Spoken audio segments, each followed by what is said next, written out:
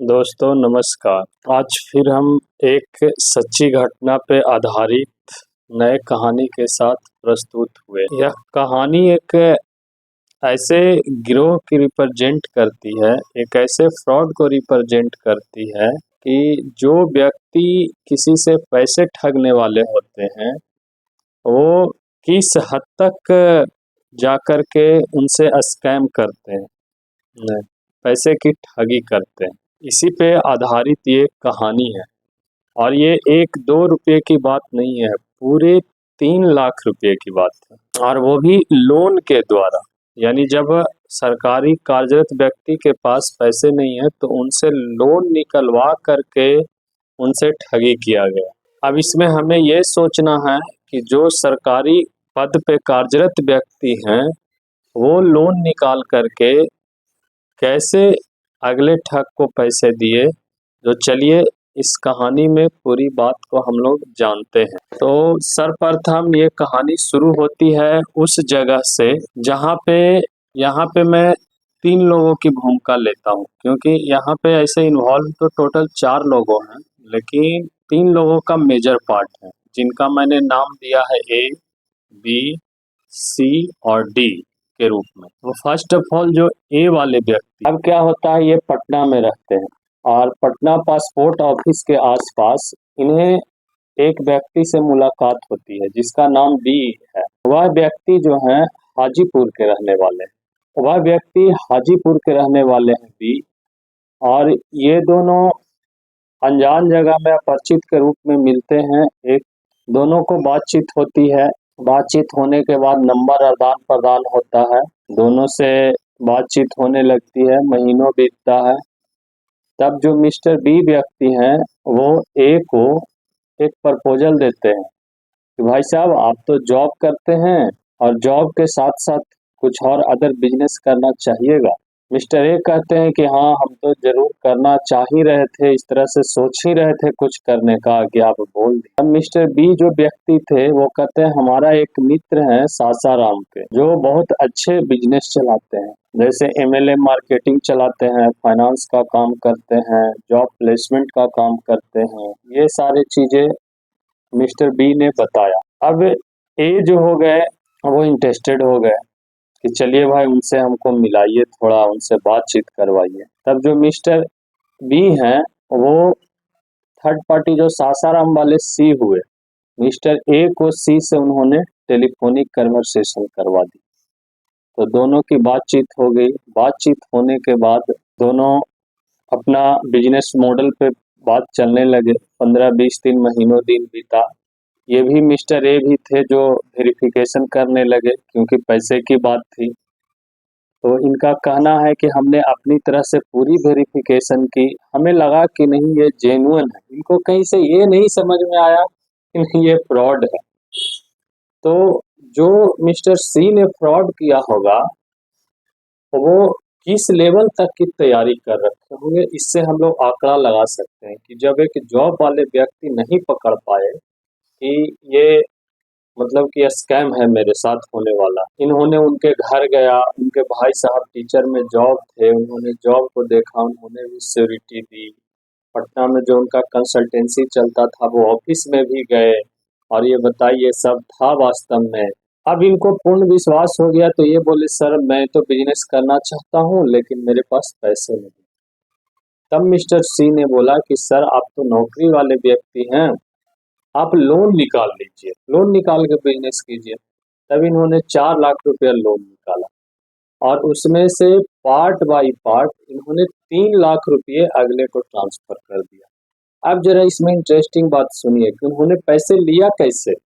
UPI phone पे के जरिए लिया, वो भी किस व्यक्ति के नाम पे लिया, जो 60 साल के वृद्ध महिला है उनके नाम पे पैसा लिया गया। अब उस समय इनको ये नहीं समझ में आया जिस समय पैसा ट्रांसफर कर रहे थे कि हमारी बात हो रही है एक यंग पर्सन से जिसके नाम से बिजनेस है, तो वो अपने बिजनेस पे पैसा ना लेकर के एक 60 साल के वृद्ध महिला के खाते पे कैसे पैसा ले रहे हैं।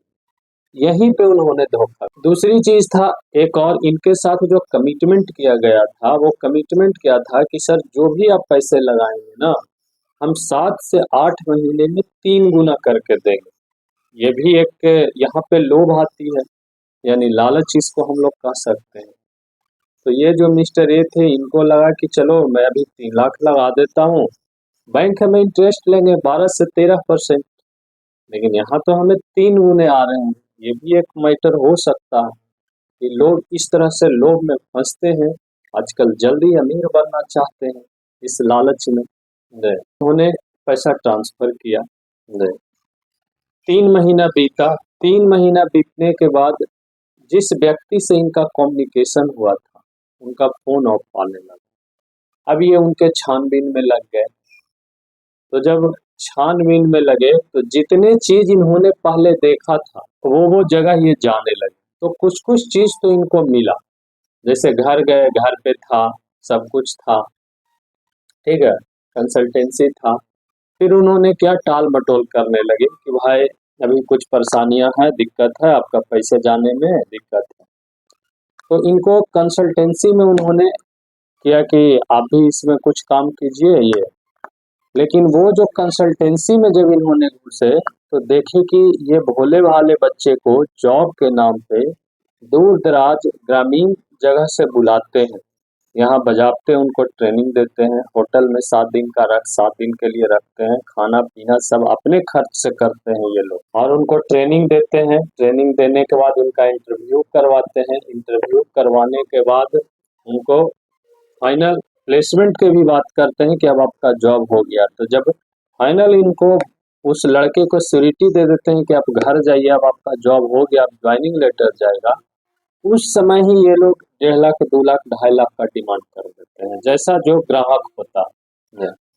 अब इन्होंने बताया कि अगर महीने में 10 लड़का भी कन्वर्ट हो गया तो 1.5 लाख के हिसाब से इन्होंने 15 लाख का कलेक्शन कर लिया। तो इस तरह से इनका वर्क चलता था। तो इनमें एक सादगी थी कि इस तरह का ये देखे तो इनको लगने लगा भाई ये कहीं ना कहीं फ्रॉड हो रहा है। ये बोले कि सर हमें ये काम नहीं करनी है, हमें अपना पैसा वापस दे दीजिए, हम अपना जॉब में ही संतुष्ट हैं। तब तक कहीं ना कहीं ये भी उसका शिकार हो चुके थे। अब इनको टाल मटोल करते करते 1 साल लग गया, वो बंदे ने खींच लिया। तब इन्होंने बिहाट में आकर के नोटिस की, वकील लिया, कोर्ट किया, ठीक है, सब कुछ किया। करीब करीब इनको 3 साल बीत गया। 2022 की घटना है और आज 25 है, ठीक है। अभी 25 तक ना इनका पैसा मिला है और ना उस गिरोह को पता चला कि वो गिरोह क्या कर रहा। वेरिफिकेशन में इन्होंने बताया कि मैंने उसका घर गया था, मैंने जो उसका ऑफिस खोल रखा था वहां गया था, जो उसका MLM कंपनी चल रहा था वहां भी गया। आज के डेट में कहीं पे कुछ नहीं, घर पे सिर्फ उसकी बूढ़ी माँ है, और वो व्यक्ति कहाँ रहता है ये किसी को नहीं पता है। और उसकी माँ से बात करने पे, वहां पे ग्रामीण लोगों से बात करने पे वैसा पता चला कि जिस बंदे की आप बात कर रहे हैं वो बंदे का काम ही यही है। गांव में कोई भी ऐसा व्यक्ति नहीं है जिससे वो कर्ज नहीं लिया है, जब उन्होंने सभी से लिया है। दोस्तों, तो मैं कहना चाहूंगा कि इस तरह से एक बहुत बड़े गिरोह चल रहे हैं। इस गिरोह का ना अभी तक पता चला है, ठीक है, और ना इस पे कोई छानबीन हुई है। अब हम देखते हैं कि ये क्या होता है इस तरह के गिरोह के प्रति। हमने जैसा उनकी जुबानी कहानी सुना, ये आपको मैं एक कहानी के रूप में बता रहा हूँ ताकि आप जागरूक रहें, सतर्क रहें, ठगी के शिकार नहीं हो। आज ये डिजिटल दुनिया में बढ़ते साइबर अपराध में, साइबर क्राइम से बचें, और बचने का इसका मात्र एक ही जरिया है, जानकारी, अवेयरनेस, और लालच में ना पड़ना। हम आपसे यही अपील करना चाहते हैं, अगर आप भी इस तरह के शिकार हो चुके हैं या आपके अगल बगल आस पड़ोस कोई शिकार हो चुके हैं तो P2S न्यूज के पोर्टल पे जाइए, वहां पे अपनी समस्या दर्ज करने के लिए यहाँ क्लिक कीजिए, दिया हुआ है, उस पे आप अपनी किसी भी प्रकार की समस्या को दर्ज कर सकते हैं। हमारी ऑर्गेनाइजेशन टीम जो NGO के रूप में, सोशल वेलफेयर के रूप में चलती है, वो हमारी पूरी टीम उस समस्या पे काम करने की कोशिश करती है, देखने की कोशिश करती है कि आपका क्या मदद किया जा सके। तो इसी के साथ हम समापन करते हैं और आपसे अपील करते हैं कि आप जागरूक रहें, सतर्क रहें, नौजेवन रहें। जय हिंद, जय भारत। मिलते हैं अगले वीडियो में अगली एक सच्ची कहानी के साथ।